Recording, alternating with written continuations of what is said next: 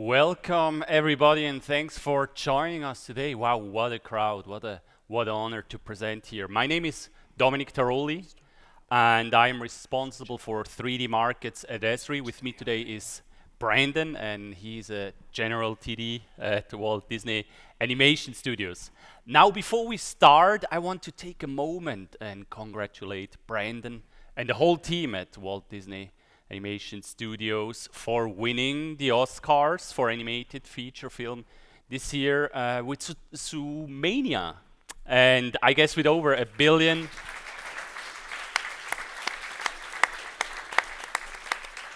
And I guess with over a billion in worldwide ticket sales for Zoomania, that is well deserved. Now, what is on today's agenda? First, we want to bring everybody on the same page with cities, with our Cities 101. Then Brandon will take over and talk about the creation process and the pipeline integration of the city Zoomania. And then at the end, we should have some time for feedback and Q&A. So I hope that works for you. And we have just 3 housekeeping items to cover.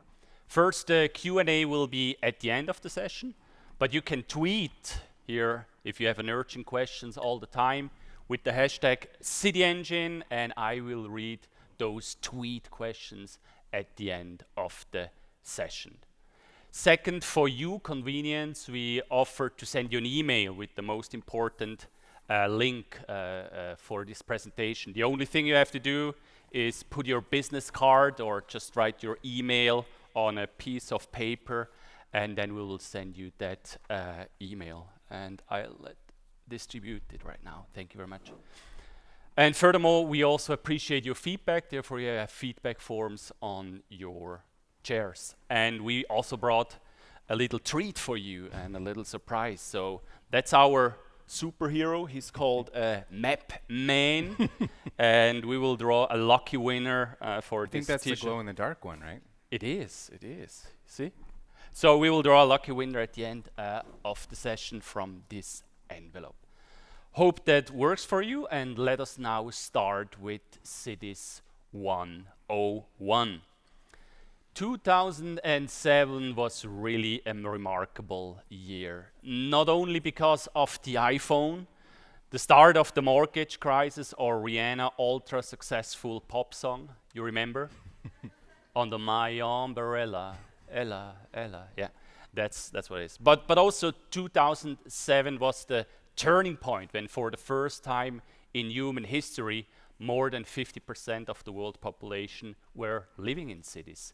And we suspect that trend also influenced filmmakers around the globe to show more cities in their movies, and cities became an essential character of movie blockbusters, like you see here, Independence Day, Resurgent, Cars 2, Superman, Man of Steel, Big Hero 6, and for sure also for Zoomania. But how hard is it actually to create those cities? Let's answer this question. Let's start with the buildings. I currently live in a town called Redlands, that's an hour eastward from Los Angeles, and it has a population around 70,000 people, but it has already 26,000 buildings. Orlando, population around 250,000 people, but it has well over 100,000 buildings. The third largest city in the US, Chicago, around 3 million people live there, and it has 1,200,000 buildings. And in the whole US, we have 130 million buildings. And let's say we want to model those cities by hand, and let's assume we are really fast and have for one building 15 minutes. For the little town Redlands, it would take us 6,500 hours or 3 man-years. Orlando, 14 man-years. And if we dare to model Chicago, it would be 150 man-years or 300,000 hours. But once we have the buildings, right, the fun just starts there. A city not only contains buildings, right? The city also includes facades, lights, windows, streets, street furniture, roofs, rooftops, and so on. And this can easily become a very tedious and very time-consuming production task. So therefore, the solution, and I guess you agree with me here, is really to use smart technology. So here we have on the y-axis, we have total cost, and then on the x-axis, we have amount, quality, or content design. So you see, if we build everything by hand, we have this relation between more buildings, more time, and we want to break this correlation. So procedural technology that we are presenting today can do that. So you define some rules, you have a library, and once you have them, you can create those thousands and thousands of buildings without adding more time.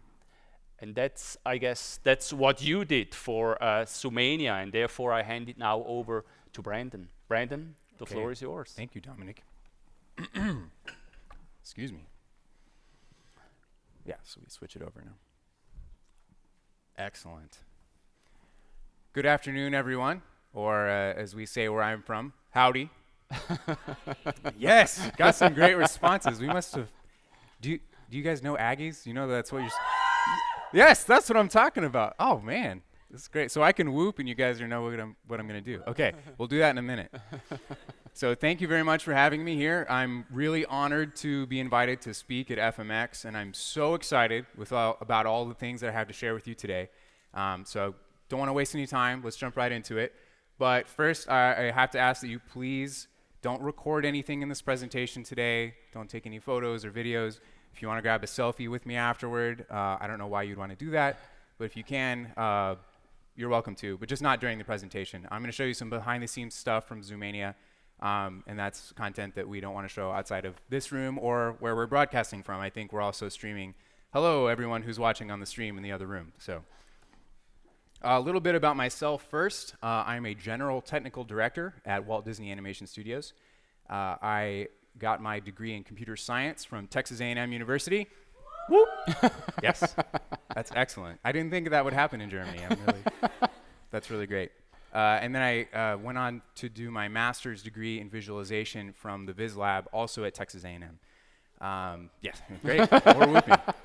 I was fortunate enough to get an internship with Walt Disney in 2012. So I went out there for the summer, learned about the CG production process and about the pipeline that we have at Disney.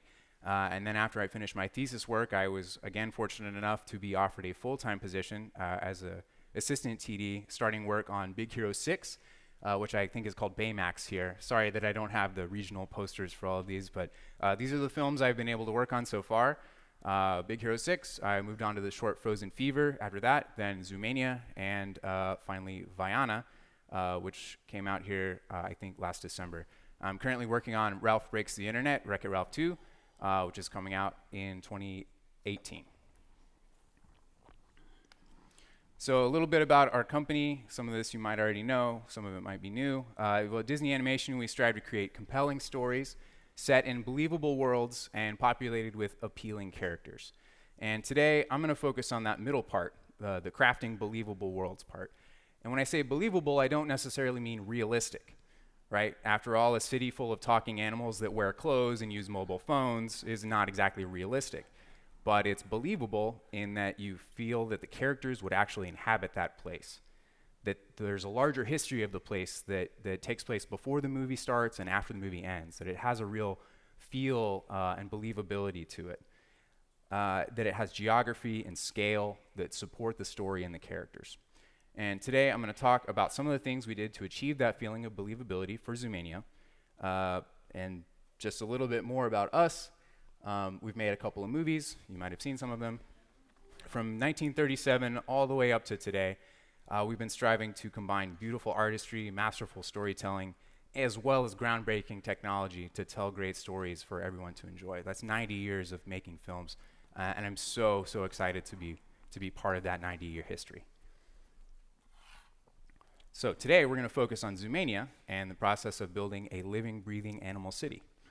And that, of course, started with our directors, Byron Howard and Rich Moore, and our producer, Clark Spencer. Byron's initial pitch for the film started with a simple concept. What would an evolved animal society look like in a world where humans never existed? And that story called for many different types of animals of many different sizes, going from the tallest giraffe down to the tiniest shrew. So we have to accommodate all these differently sized animals and design and build a world that fits all of these animal types. We had to build a living, breathing city for all of these things to take place. So how do we do that? That was the part where I came into this film. The filmmakers wanted the city to be like a character in the movie. Needed to have things that told you about how the world worked, about how the characters could interact with each other, the places they could go. And it had to be new and special, but at the same time believable and with a logic of its own, because the world needed to be grounded so that the audience would believe this action could take place. We had to find a way for the audience to believe that it was a real place. So where do you start? And at Disney, we start everything with research. So our production designers and Dave Getz and Dan Cooper, along with our art directors Corey Loftus and Matthias Lechner, were charged with designing what this world would look like. They started with natural landscapes as inspiration. You can see these Jian rocks in China that were these large natural tower-like forms. They took that and made some stuff like this. They came up with these skyscrapers that look like giant rocks, and all the architecture is informed by something in the natural world. And you can see the silhouette, that sort of triangle shape going up. That's a shape that held all the way through to the final version of the film. It's a very distinctive skyline of Zoomania. So they gathered many architectural styles, imagining that animals would probably prefer more organic designs, more spirals and round shapes and spikes and things like that. This is the very first drawing that was made for Zoomania that really gives you an idea of what they were going for in terms of the organic shapes and the animal-inspired design of the world. And this is another one of the early drawings that really populated the city and made it feel real. You have tall buildings in the background that resemble those rock formations we saw earlier, but there's also historic architecture and little islands of nature, plants and animals all sharing the same space. And it's a place that has hustle and bustle and it feels alive. So the designers wanted to play with scale and not cheat the actual size differences between a mouse and an elephant. We needed to have a 2-scale elephant next to a 2-scale mouse, just characters that were very, very different in size. But we had to have a world that could accommodate all of them. So in most instances, that turned out to be something we call multi-scaling. So these buildings are designed to be used by animals of various sizes. And you can see here there's small doors, there are large doors, there are large and small windows. And that's also very obvious on the train here. You can see those little tiny windows and doors at the bottom next to the very tall doors for the larger animals, as well as there's a taller train for the ones that can't fit on the smaller train. And of course, this train ends up being kind of important because in addition to building a city that would be comfortable for different sizes of animals, one of the main ideas of the world was to have each quarter of the city be for different climate habitats. So in early versions of the film, a lot of the focus was going to be on the details of the city, the sort of ground level look at these different climate zones and highlighting the unique aspects of each one of them. There had always been a plan for some big establishing shots of the city, like this one, based on some early concept art that really defined the direction for our city layout. But these establishing shots were going to be pretty limited in their number and didn't necessarily require an extensive build out of the entire city. Okay, great, build a couple of environments, we're all set. But then in late 2014, the story changed pretty drastically, and instead of Nick being the main character, they decided to make Judy Hopps the main character of the movie. So pretty big shift, change the main character of your film very late in the production process. But in this new version of the film, the directors and John Lasseter felt like the best introduction to the city of Zoomania for Judy and for the audience would be on a train ride that went through the entire city. So that meant we went from seeing this in one shot to seeing something more like this. A bird's eye view of the entire city all at once, each district fully built out with several sweeping shots of the cityscape as the train moves through it. And suddenly we went from needing a few minor background buildings to needing an entire city layout complete with streets and residential and business zones, distinct construction for each area that fits the climate of each one of those areas. We needed it all built with a pretty small team because everybody was crunched, resources were tight, so we needed it done very quickly. So how can a small team design and build a large urban environment very quickly? I guess you know where I'm going with this. We use CityEngine. So fortunately for us, we had had some previous experience with Esri CityEngine during the production of Big Hero 6. We built out the city of San Francisco. It was an invaluable tool for us to achieve the kind of scale and visual complexity that we needed for the film. And it was also kind of an ideal scenario since our San Francisco was based on real-world city data from San Francisco. CityEngine imports and handles real-world data very easily, so that gave us a good way to plug in real data and very quickly get up off the ground and see what our city would look like. We used a custom drawing to model workflow to generate the procedural CityEngine rules for our buildings, and we created district rules to populate the city with the distribution of buildings that we wanted. And I'm very proud of the results. That was the first movie I worked on, so that film's always going to be close to my heart. So I threw in a clip here for us to watch just to show some of the results.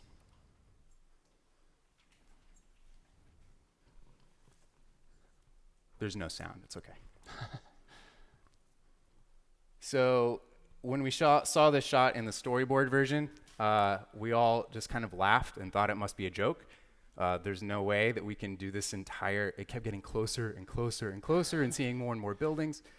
But as you can see, with the help of CityEngine, we were able to build that out and I think produce pretty good results. So the tall financial buildings that you see there at the end and the buildings that are very near to the camera at the end of the shot, those are hero modeled, placed by hand, but everything else was created using our custom workflow in CityEngine.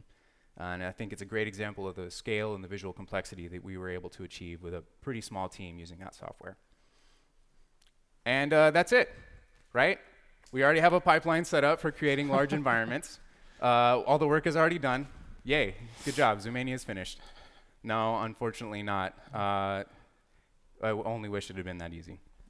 So there are some new challenges for working on this film versus on Big Hero 6. Big Hero 6, as I said before, was based on real-world geography. Zoomania is totally fictional.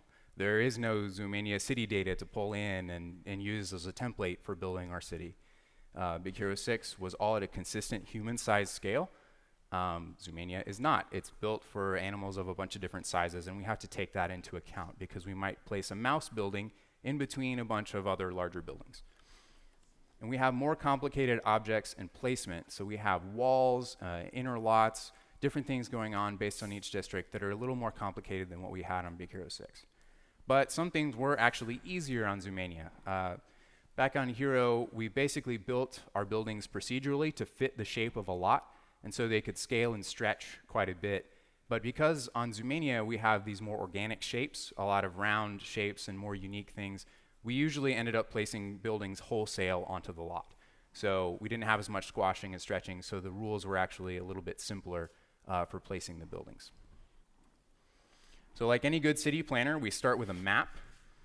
And looking at the terrain, this is one of the earliest looks I got at how everything was going to be laid out. And this is obviously not the final layout of the city in the film, but this gave us an indication. I kept asking, like, well, what does everything look like? They're like, well, the Sahara's over here, and then the plains are over here. And I said, no, what does the map look like? I need to start with the map. And it became apparent pretty quickly that we weren't going to need CityEngine for the rainforest district that you can see over there. The buildings were all up in the trees, and there wasn't really a need for the kind of dense urban layout that was required for the other areas. But we still needed to populate 4 large districts with buildings. We had Sahara Square, Tundra Town, the Plaza, and the downtown core up at the top of the hill. So several problems arose pretty quickly. How do you divide up the world based on this concept art? How do you connect each of these districts together so that they form a single city? And how are all these buildings distributed in each one of these districts? And all of this is before all the practical data concerns. So once we create and export all of this geometry from the city, how can we even open this in Maya? There are hundreds of thousands of buildings in some cases. How are we going to manage all this data that we're generating? And how can we share all of that workload and have more than one person making changes to our city at the same time? So we did what we do with a lot of things at Disney. We used Git. And if you're familiar at all with Git, it's like a version control system where you can check out projects and make your own edits to them locally and check them back in. We did a similar thing with our setup on Zoomania. CityEngine operates around the notion of a workspace or a project, and this is nice because it keeps all of your data in one place that CityEngine knows about. But sometimes it can be difficult to have more than one user working in the same project space. So on Big Hero 6, we had used a Git repository to store all of our building rules, all of our CityEngine procedural rule files, and using that, and as well as the Python script files we were using to generate some data and some custom distributions of things. And we had a pretty good amount of success with that. We were able to look at all of our code essentially that we were using for CityEngine. But this time around, we thought, why not put the entire workspace in Git and see what happens? This way, any user who wants to make some changes to any part of the city wouldn't have to go to a special production area or do any kind of crazy setup. They can just check out our City Tools Git repo and get the latest state of the city. Like we put the CEJ project file in there, we put all of the rules. So you could literally check out the workspace, open it up, and build the city within a matter of minutes.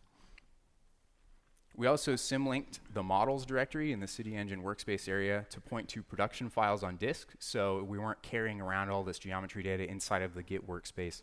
We were actually just linked to geometry elsewhere. So you could still reference all those files, but you didn't have to wait for gigabytes and gigabytes of geo data to load into your workspace. So once we landed on a data management strategy, we devised for a way to keep all of our various district maps in sync and lining up with one another. We used maps. And we came up with the idea of using this master map. It was a sort of unified map of all the districts that you can see in here. This is just a screen cap of our Photoshop file that we used to sort of keep all those things lined up. And this map has a bunch of layers on it. You can see the grayscale height values.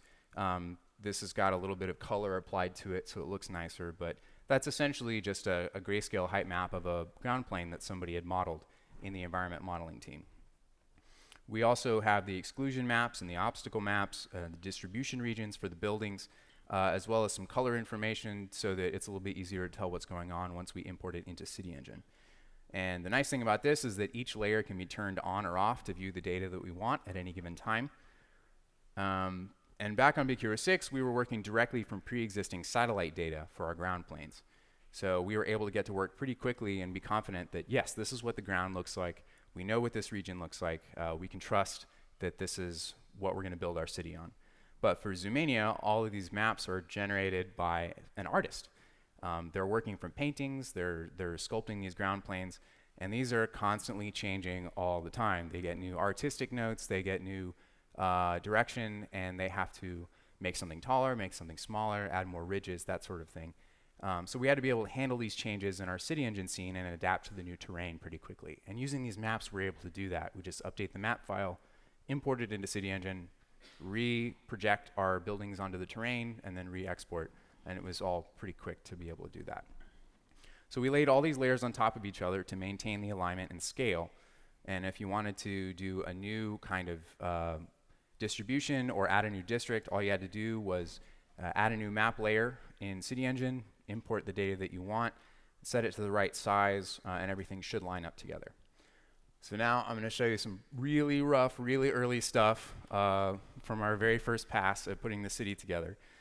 This is a screen cap of the very first pass of the CityEngine scene where we have the plaza and the downtown core districts using the very first rough ground plane and some OBJs of the sort of central district buildings there in the center. I just eyeballed it and kind of scaled it together. This was basically for previs purposes. And at this point, we had very little to go on other than the approximate shape of the ground and a desire from the art directors to make leaf-like street patterns. And that's sort of what I was going for in these curly shapes here. We used the CityEngine Streets Generation tool and tweaked the parameters to kind of get the shapes that the art directors were going for. And you can see at the top of the hill, there's the very recognizable silhouette. That was a very useful anchor for me as a central point that focused everything around that core in Zoomania. And that red shape down the hill that's a little bit flatter, that's the train station and the main plaza of the city. So our art directors, Matthias and Dave, the main note that they gave me here was that they wanted the plaza streets to be something like Paris mixed with watering holes of wildebeest. So we were getting all of these different kind of influences. They wanted these different things mashed together so that it felt like an animal city. And the next iteration on, we have the rest of the maps imported and lined up together. Each district map is a separate layer in CityEngine that we can turn on and off.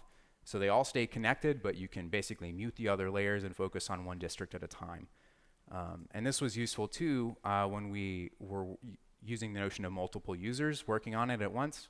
Someone can work on one district, someone can work on the other district, and you could just work from the same data, but only focus on one district at a time. We started with a really simple lot rule to just create cube shapes as an approximation for the buildings. And since the shapes were very simple and the geo not particularly heavy, this we just exported directly out as an FBX and put into Maya for early previs purposes. And that's what it looks like in here.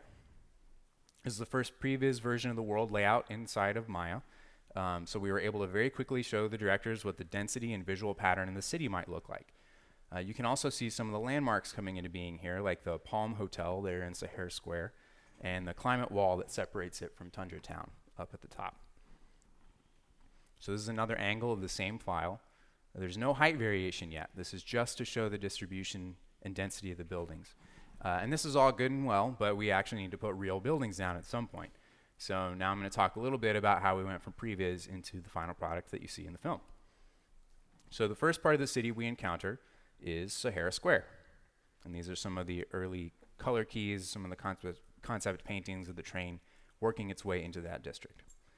And in the center of Sahara Square is the ritzy Palm Hotel, which is obviously shaped like a giant palm tree. And since a large number of desert animals are nocturnal because it's so hot, we figured that this must be the district where the nightlife of Zoomania happens. Everything in Sahara Square is centered around that big Palm Hotel and the oasis at the center of the district. That's where the water is. That's where everyone congregates. So Dave and Matthias wanted a little more jagged, rocky shape for the lots and the streets. They wanted the feeling of rockiness and cragginess in this desert. And they wanted things to get sparser as you moved away from that central Palm Hotel location. So this is a really early pass at a lot expansion in Sahara Square. This is again inside of CityEngine. So you can see that circular gap in the middle where the Palm Hotel and the Oasis are. So I decided to go for something that felt a little bit more like honeycombs, this sort of hexagonal rocky shape, in keeping with this harsher desert climate, as well as the densely packed buildings from the reference and the concept art that have been generated.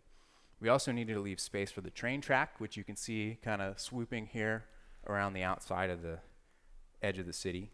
Since at this point we didn't really know where the train was going to go, so I had to leave a lot of space for it, as well as be ready to move blocks of buildings one way or the other once it got into layout. And they were like, sorry, there's a building here. I'm going to need you to move it. But we were able to do that, again, pretty quickly because CityEngine, we just move some things over, re-export, and it's all good. So this is the full complement of the Sahara buildings that we used in the movie, as well as some accessory parts like those walls and arches and tents and things like that. So the difficulty in using these distinct shapes, can anybody think of one thing that might be hard about using buildings like this? It's okay, you can shout it out. It's getting repetitive, right? You can spot really unique shapes like this really easily if you have more than a few of them, especially if they're in a really close area. The human eye is really good at picking up patterns and repetition. So we found that it would get distracting if you see too many of them all next to each other. There are also a couple of buildings with very large footprints, and with the way our rules are written, sometimes we'd only get those large buildings being placed down, so we needed to figure out a way to accommodate those as well. And we handled it by very careful distribution, as well as randomizing our color palettes a little bit. So the walls that you can see here are built out of different pieces that CityEngine can combine and repeat to make variations in the gate placement.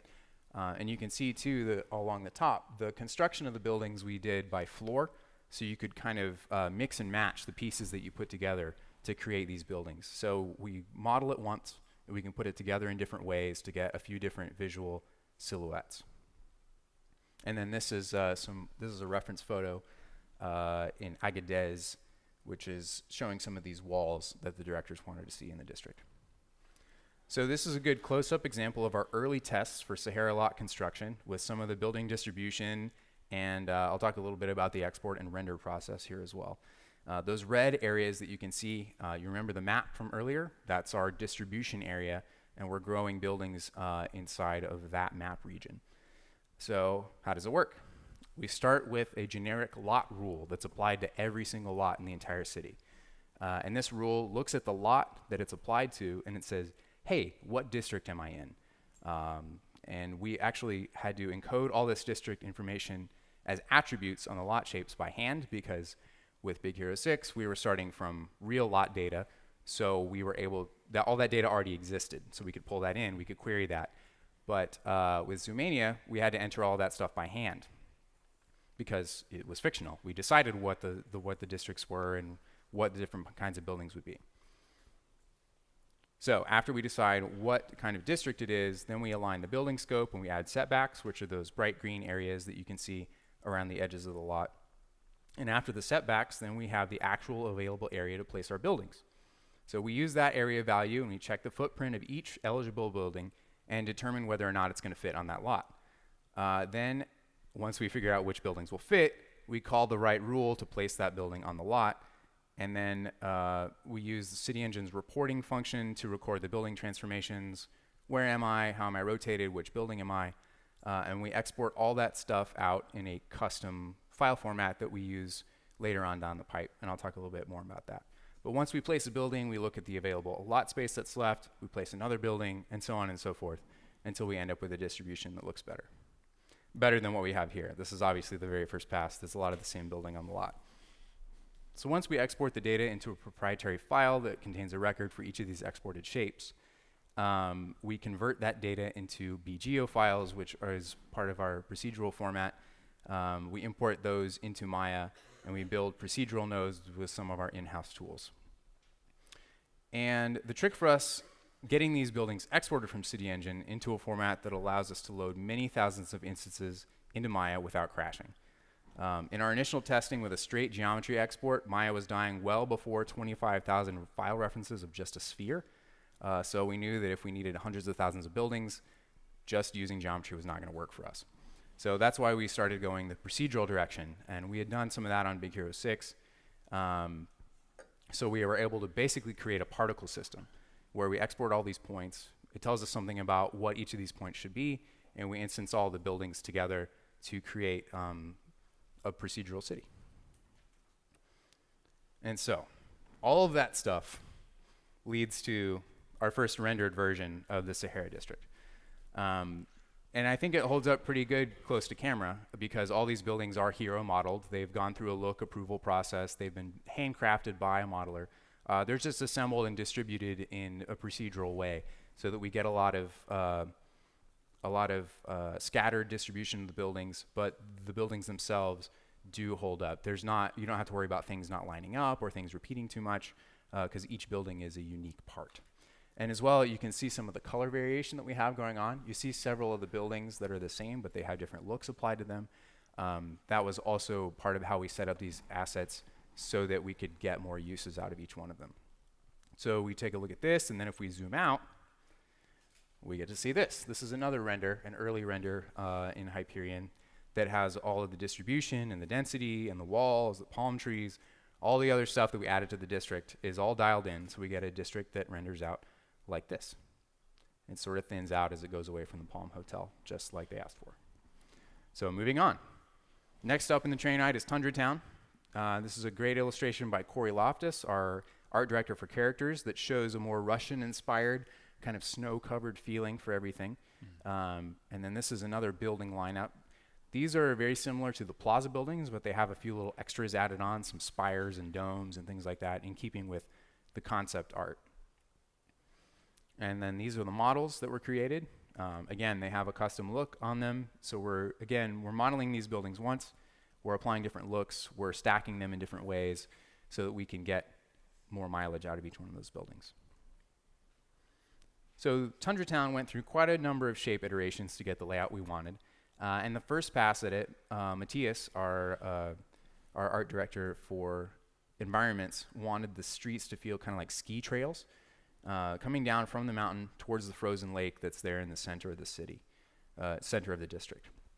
We tried a few shapes like this with the idea that the middle of these large blocks, those white regions, would be covered over with snow, so almost like this igloo sort of thing. And this pattern in particular was inspired by a mountain where I went skiing when I was a kid, Red River, New Mexico. It's a great little place. So if you look at a map of Red River, these are similar ski trails to what you find there. So the terrain for the tundra kept changing, as with everything else. Stuff is always constantly changing, so we need to be able to handle it. We had to continually recarve out these blocks out of the new slopes that are getting generated. There's also the notion of using snow-covered trees going up the mountain. Once you see the buildings end, they wanted trees to kind of keep going on up to continue the density, like this tree-covered snow slope. And we got as far as this before we received another new direction for all the lot shapes. Because they started getting these shots out of layout, showing the train ride, and they decided, oh, you know, we want it to actually look a little bit more like the plaza that you already built earlier, but make it feel more like cracks of ice in the street patterns. So this is a draw over that shows sort of what they were going for. This is an early shot out of layout, and you'll recognize this from the scene I'll show you later. This is actually pretty close to the camera move that happens in the real shot in the film. So this is another draw over showing those trees going up the hill, as well as those red street patterns that have been drawn out, much more concentrated around the frozen lake this time. And here it is in CityEngine. And I just dropped in that ice bridge and sort of eyeballed the scale to make it feel like what was coming out of layout. And then you see here we have those larger areas going up the hill are actually trees as well as the buildings. And then this is a layout shot of that asset after we export it from CityEngine and bring it into Maya as a procedural. And you can see some of them sort of blinking out in the background as it goes up the hill.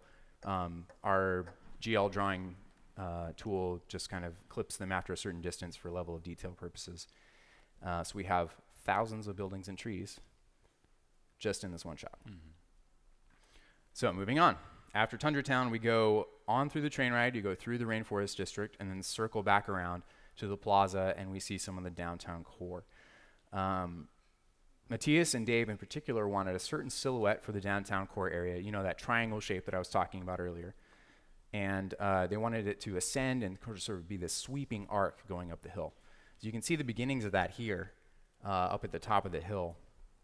There are smaller plaza buildings instanced down there at the bottom, and larger blocks that grow taller as you go up the hill. And so now this is with some buildings swapped in as a first pass. So because of the way our rules are written, we're able to hit those tall shapes pretty easily because we're just stacking growing buildings to a certain height that we cap, and we paint maps to decide how tall this area is and how tall this area is. So that allowed us to do that pretty quickly. Almost without exception, these plaza buildings were designed with the idea that they would be stackable and stretchable to hit these taller shapes. So you can see there are a few different unique floors that we can swap in and out so that the buildings are similar but not identical, just like you would see in a real city. We had done this kind of story-based construction back on Big Hero 6, but on Hero, all of the floors were also split horizontally. So you could swap out tiles on a particular floor. So each floor could be unique as well as go all the way up at the top. That was obviously much more complicated. For this film, we only need to worry about the vertical stacking, which was nice. So this is the first pass at the silhouette of the downtown Zootopia core. All the green areas are the CityEngine stuff, and then all the things in color in the middle, those are the hand-modeled Hero skyscraper buildings. So up at the top is the first thing that I generated, and then you see at the bottom another paint over from Matthias showing more the direction. He said, you know, start it lower and make it go higher, but still below those tallest buildings in the center. And then this is an early render of that district in Hyperion. I think it's more impressive from a ground level view because you really see that sweeping shape going up to the top. And the other thing about the DZ core was you can see there's extremely steep and rugged terrain. And sometimes we have these very awkwardly shaped, very small lots that made it difficult to place buildings there and get a good looking distribution. And you can see down here at the front too, we have some areas that are actually sort of floating off a ledge. But you can't see that in the movie. I don't even know why I pointed that out to you. We never do anything that looks weird or wrong. No, we have all kinds of stuff in there that's just hidden in the final product, which is totally fine, because if it looks good on screen, then that's what the directors care about. So you add all those things together, and what do you get?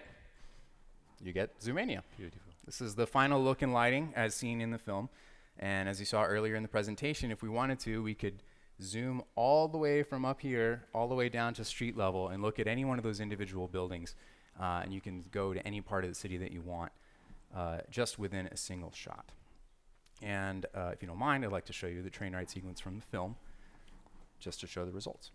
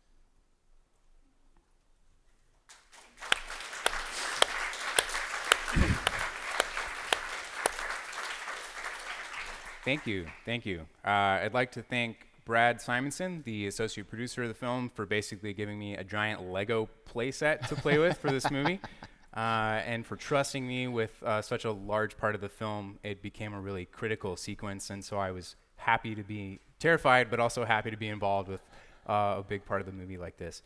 So I'd like to thank Corey Loftus and Dave Getz, Matthias Lechner and Dan Cooper, the art directors, for providing incredible artwork and direction, for building all these things and inspiring me to create, and this whole team to create this wonderful city. Thanks to Brett Acorn, another TD, who had spearheaded much of our CityEngine pipeline development back on Big Hero 6, and to Matthias and Pascal and Dominik and everyone at Esri for answering all of our questions, and they really helped us get the most out of the software, so that was really handy to have them. I wouldn't have been able to do all this by myself because I had a lot of work to do. So we had Alan Corcoran, another fellow TD, who helped me write CityEngine rules, helped me publish districts, came up with a lot of building lot rules himself, did a lot of refinement in the Sahara district in particular. As well, I want to thank the set extension team for Zoomania.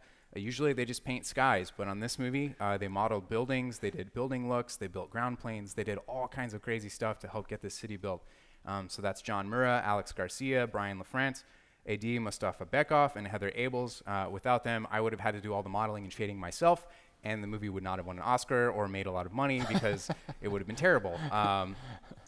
But the studio also wouldn't have let me come talk to you today if I had done the look on these buildings. So I'm very grateful for them. Thanks for being here today, for being a great audience. With that, I will throw it back to Dominik. We'll look at any questions that you have Oh, sorry, I forgot one more thing. So if you look at this slide here, we have some more stuff coming up tomorrow at 11. You can hear a talk about merging CG and hand-drawn animation on Vaiana. That's really cool. You should go see it. As well, we're going to have a suite with different presentations all throughout the day. So come check out our suite. I'm going to give a talk about being a TD and what that means at Disney. So if you like some of the stuff you saw here today, I can maybe talk a little bit more about what TDs do at the studio. And that's it from me. Thank you very much. So impressive.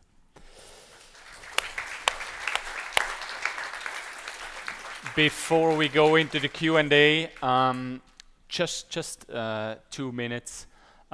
First of all, that those massive cities like Zoomania, they're just very beautiful and now becoming essential part of movies. Second, cities are massive. I mean, you have seen that even small city can comprise many thousands of buildings. And finally, cities are extremely complex. It's not just about the building, it's about looks, colors, streets, roofs, rooftop, and so on. So whenever you have to do it, please use smart technology. I cannot count the moments I had with people say like, oh, if I had just known CityEngine, that would have saved me a lot of nights and hours. And so please use smart technology, whether it's procedural technology or other technology, where you can break that more building, more time relation.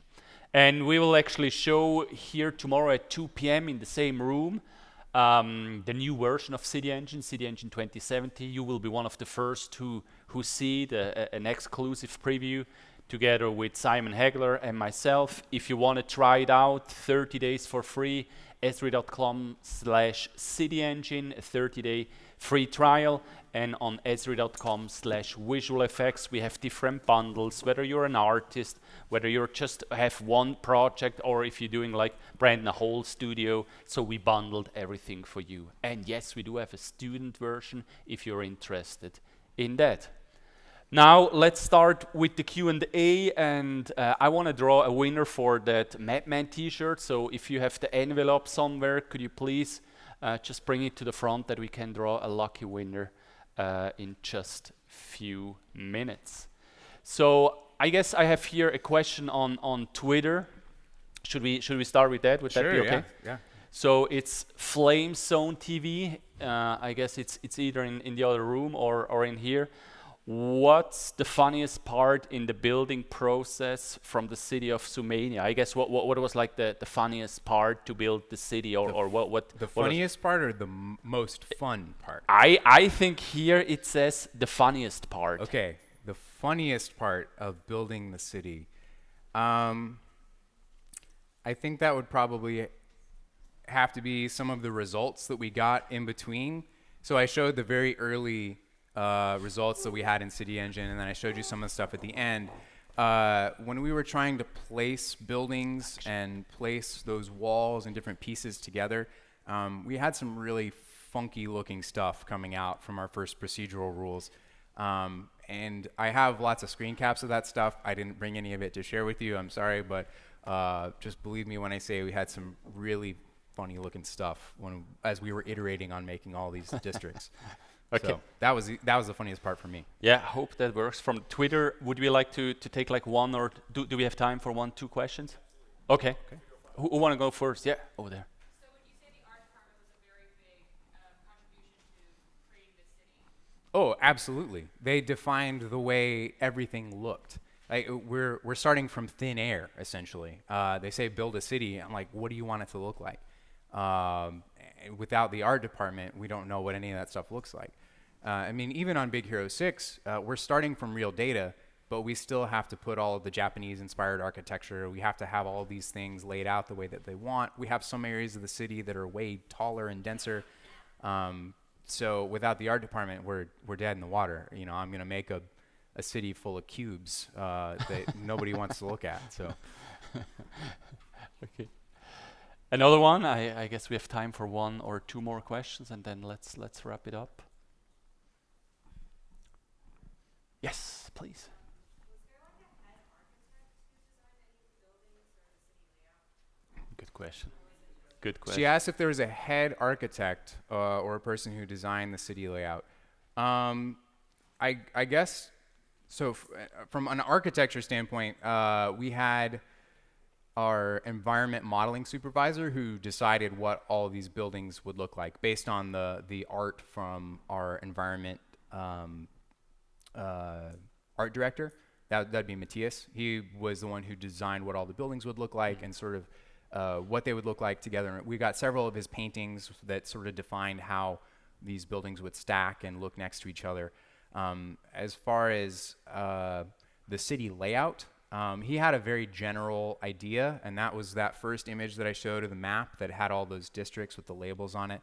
But I was kind of in charge of placing all those things and drawing out street patterns and making sure that they looked like what he wanted. So I was kind of like the master city planner, which was really, really fun. TDs don't always get to do asset creation on-screen work. And so for me, not only having one, but two movies where I got to make stuff that showed up on screen was really, really exciting. Because whenever you try to explain to people what a TD does, you know, it's usually like, well, we write some software, but we also do some other things. And with this, it was just like, I did that thing that's on screen. So yeah, it was definitely Matthias, the art director for environments, defined the direction of how everything looked, and then I actually laid it all out and collaborated with him, you know, iterating constantly. I had note sessions. They would come drive by and look at what I was working on and say, no, make this area a little bit rounder, make this area narrower, move some of these buildings over here. So just like everything else at Disney, it was a very collaborative process. I have another question here. What is your favorite city in the real world? Oh boy, my favorite city in the real world. Well, Stuttgart. Stuttgart, obviously. yeah. Yeah. That was your home run, yeah. Yeah, that's right. So, well, we went on a city Segway tour yesterday. So we saw quite a lot of it. But so you mean after Stuttgart? What's my favorite? Yeah. Well, I'm from Texas, and there are a lot of big, interesting cities there. But I also spent some time in Wales when I was in middle school. So I'd have to say my favorite city was probably St. David's in Wales. Okay. So. Okay. I saw somebody raise your hand. Are you from Wales? All right, very cool. I went to Ysgol Dewi Sant for secondary school there. So anyway. Okay. I want to respect all of your time and yours as well. So let's draw a winner of this fantastic Mapman shirt. Would you draw? Don't look. So what's Katarina Rodriguez, CG animator. over there? Can I throw it? I always wanted to do that. So oh, almost. Right. Congrats. Yay.